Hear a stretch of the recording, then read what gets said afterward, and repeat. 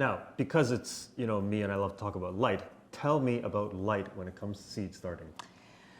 Well, jump of the gun. That was a question Okay. in a few, but let's talk about it now. Okay. I absolutely recommend that. The question below from the community member was, should I use a grow light?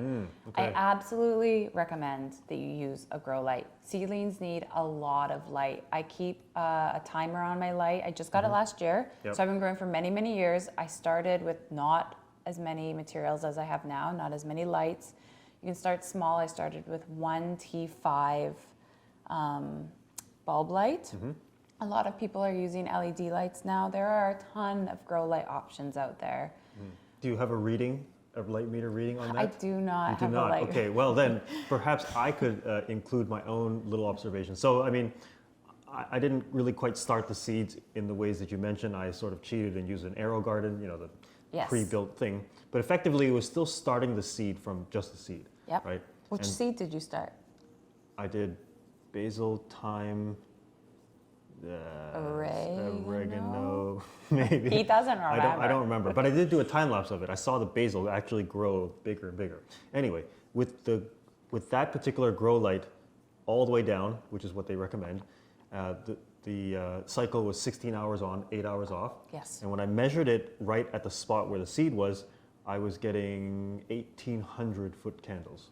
Okay. So 1,800 foot candles, if I want to give a kind of comparison, would be like if you had, pretend the whole sky is open to you, right? But you've got like 2 relatively thick layers of white cloth and the sun hitting it, right? So it's not quite full sun, but it is still very bright and quite a lot brighter than even a small window, Okay. right? So that's sort of at least what I've seen works for that. And so perhaps for you, the light is probably giving something similar. Right. Right. Yeah. And the distance of the seedling to the light Yes.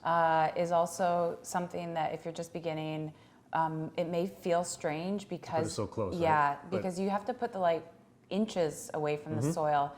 And that is to prevent leggy seedlings. So leggy seedlings means that it has stretched. Stretching, So it's basically like picture one of those old toys like Mr. Stretch, Oh yes. whatever that toy was. And it's kind of the same idea. It is the light source isn't close enough to the plant, and it is like reaching to find the light. Yeah. So when you start your seedlings, The light will seem like super close. it will seem super close, and it won't burn it. If it's a grow light, If it's a LED grow light, it won't burn it. But unfortunately, things like fluorescence and, well, I don't think anyone uses that, but like metal halide, those are actually hot, and you definitely cannot even get it that many inches closer, which is the reason actually why seed starting is nowadays so much better. Because of LED technology, you get a super bright light that inches away is not as hot as comparatively like fluorescent and those guys. So in fact, we are kind of living in a golden age of being able to start seeds.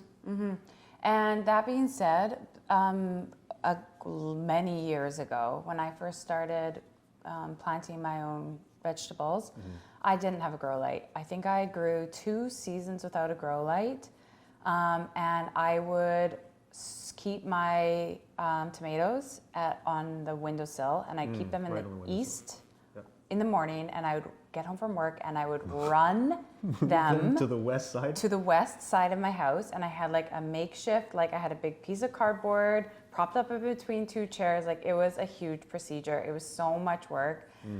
I didn't get a lot of tomatoes that year, but they grew. So there are options, but if you really, really are serious about it, invest in a small grow light and just start small. You don't need a huge operation to start. Right. Just test it out.